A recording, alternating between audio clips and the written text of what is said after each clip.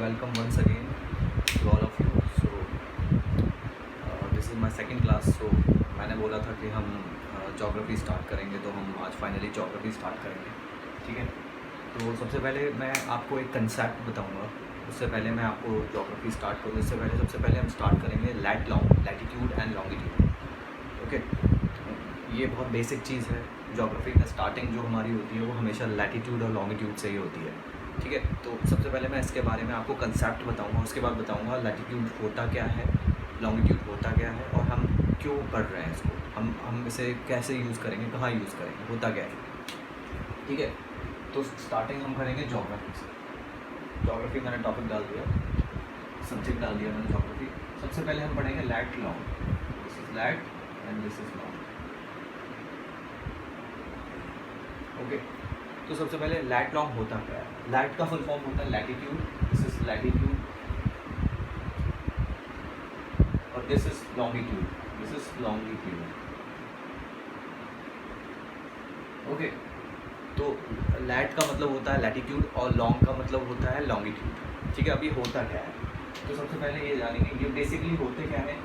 These are the angle, these two are angles. ये angles होते हैं. अब ये कौन से एंगल होते हैं ये मैं बताऊंगा आपको कैसे एंगल होते हैं. ठीक है, तो बेसिकली ये एंगल होते हैं. अब कौन से एंगल होते हैं मैं आपको बताता हूँ. ये अर्थ है हमारी. ठीक है, हमारी अर्थ का जो शेप होता है वो शेप होता है, उसको बोलते हैं जियोइड. GEOID, geoid. कभी कभी एग्जाम में ये क्वेश्चन भी आ जाता है कि अर्थ का शेप कैसा होता है, तो the answer to this question is the shape of the earth is geoid. Geoid, you have to remember this word. The shape of the earth is geoid. Alright, geoid. Okay, तो ये shape हो गया. अब अर्थ को अगर suppose करूँ मैं अर्थ को मैं वर्टिकली कट करूँ, सपोज मैं ऐसे इसको ऐसे कट कर दूँ अर्थ को. ठीक है, तो ये ऐसी दिखेगी आपको. ठीक है, अर्थ आपको ऐसी दिखेगी. क्यों दिखेगी ऐसी, क्योंकि ये basically earth is a spherical thing है.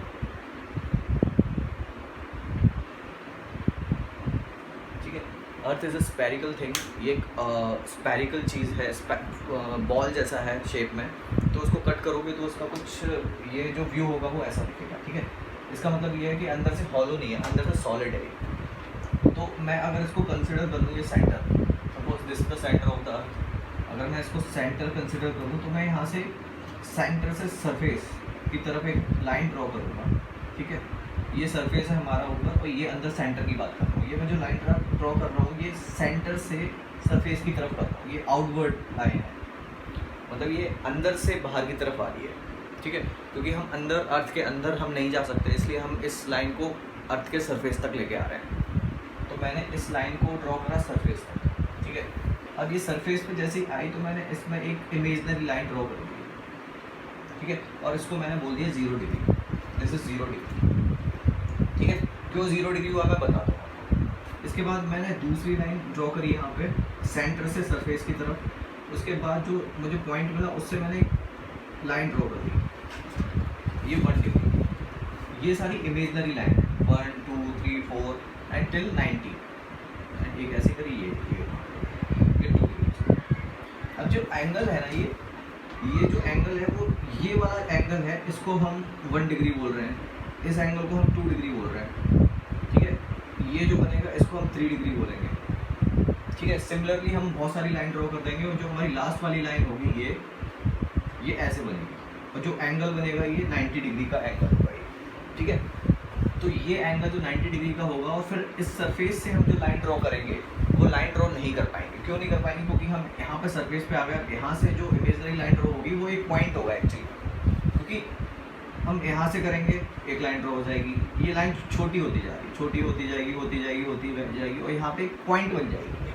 ठीक है, तो फाइनली इस एंगल पे 90 डिग्री एंगल पे हमें जो इमेजनरी लाइन मिल रही थी यहाँ पे बहुत सारी, ये इमेजनरी, ये इमेजनरी, ये इमेजनरी, यहाँ पे हमें इमेजनरी पॉइंट मिलेगा, लाइन नहीं मिलेगी. ठीक है, तो हमें ये सारी लाइन मिल जाएंगी. सिमिलरली हम नीचे ड्रॉ करेंगे तो नीचे भी हमें ये 1 डिग्री 2 डिग्री. ओके, तो नीचे भी हमें इमेजनरी लाइन्स मिल जाएंगी. ठीक है, सिमिलरली हम 90 डिग्री पे एंगल पे ड्रॉ करेंगे तो ये एक पॉइंट मिलेगा, ये लाइन नहीं होगी. ठीक है, तो हमें समझ में आ गया कि जो हम लाइन यहाँ पे दिखा रहे हैं ये पैरेलल लाइंस हैं, इनको हम बोलते हैं lat long, but these are imaginary lines. जो इनका एंगल बनेगा वो सेंटर ऑफ द अर्थ बनेगा। एक्चुअली इनका एंगल ये होता है, लेकिन हम इसको कहते हैं 0, 1, 2 और सारी ये लाइंस होंगी जो पैरेलल होंगी। दीज आर पैरेलल लाइन, ठीक है। ये सारी लाइंस हैं वो पैरेलल रहेंगी, ठीक है। ये कभी इंटरसेक्ट नहीं करेंगी। लेकिन ये अपन ने देखा है कि अंदर की तरफ ये जो एंगल क्रिएट कर रही हैं वहाँ ये इंटरसेक्ट करेंगे, क्योंकि हमें एंगल फॉर्म करना है वहाँ पे, ठीक है। तो अब सबसे पहले एक चीज़ आपको याद रखनी है, हमने टोटल नंबर ऑफ एंगल्स यहाँ पे कितने हैं,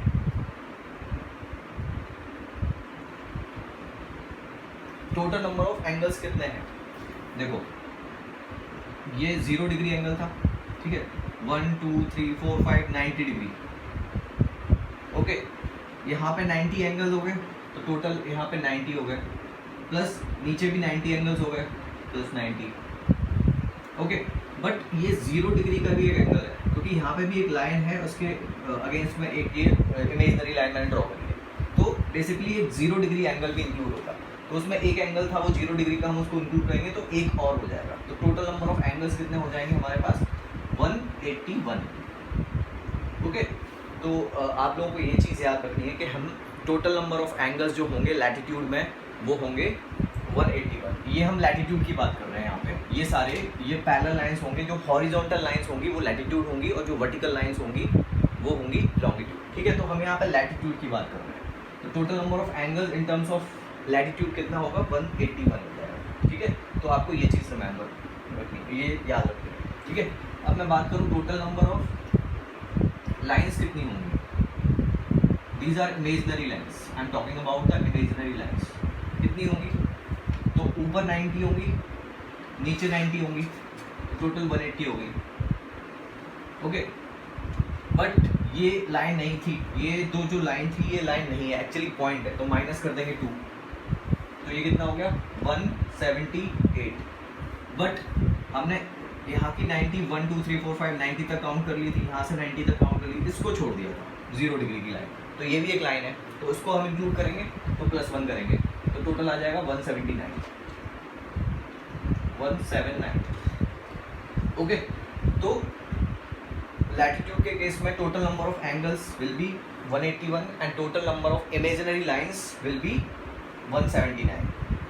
So you have to remember these two things because it is very important, and I have seen that most of the time the UPSC exam may be asked you that how many lines are, how many angles will be there in terms of latitude, etc. Okay, so you have to remember this thing, 181 angle will be there and 179 imaginary line will be there. It's not a real line, it will be a imaginary line because जो real line है, real angles हैं वो ये हैं, और जो हम ऊपर सरफेस पे ड्रॉ कर रहे हैं वो रियल नहीं है, वो इमेजिनरी है। हम अपनी कैलकुलेशन के लिए ये इसको इमेजिनरी बोल रहे हैं, ठीक है। तो ये हमारे लैटिट्यूड हो जाते हैं, ठीक है। अब ये हमने देख लिया, अब हमें पढ़ना है longitude. What is longitude, okay. तो आ गया समझ, ओके। तो लॉन्गिट्यूड के लिए हम क्या करेंगे, अर्थ को हम ऐसे कट नहीं करेंगे, सॉरी, हम इसको हॉरिजॉन्टली कट करेंगे, ठीक है। मैं अर्थ को ऐसे कट करूंगा हॉरिजॉन्टली, तो हमें ये जो शेप मिलेगा अर्थ का वो ऐसा मिलेगा, ठीक है। अगर मैं इस पॉइंट से अर्थ के सेंटर से सरफेस की तरफ एक लाइन ड्रॉ करूंगा, और उसके अगेंस्ट में मैं इमेजिनरी लाइन ड्रॉ करूंगा, वो हो जाएगा हमारा 0 डिग्री, ठीक है। और फिर मैं एक और लाइन ड्रॉ करूंगा, देखिए 1 डिग्री पे होगी, इसको हम बोल देंगे 1 डिग्री। सिमिलरली हम ऐसी लाइन ड्रॉ करते हैं,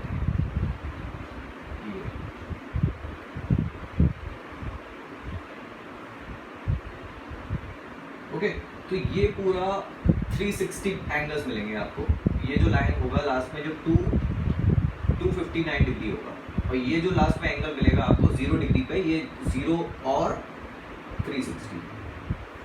तो 0 डिग्री पे आपको जो लाइन मिलेगी वो 360 एंगल, 360 डिग्री एंगल भी होगा, और वो 0 डिग्री भी सेम ही होगा, एक ही एंगल होगा वो, ठीक है। तो यहाँ पे हमें total number of imaginary lines कितनी मिलेंगी, चारों तरफ पूरे सर्कुलरली वो लाइंस होंगी, आपको दिखेंगी। तो टोटल नंबर ऑफ यहाँ पे लाइंस कितनी होंगी, टोटल लाइंस, सॉरी पहले बात कर लेते हैं एंगल की। Total number of angles will be how many, it is 360. Okay, total number of angles will be 360. Okay, and total number of lines will be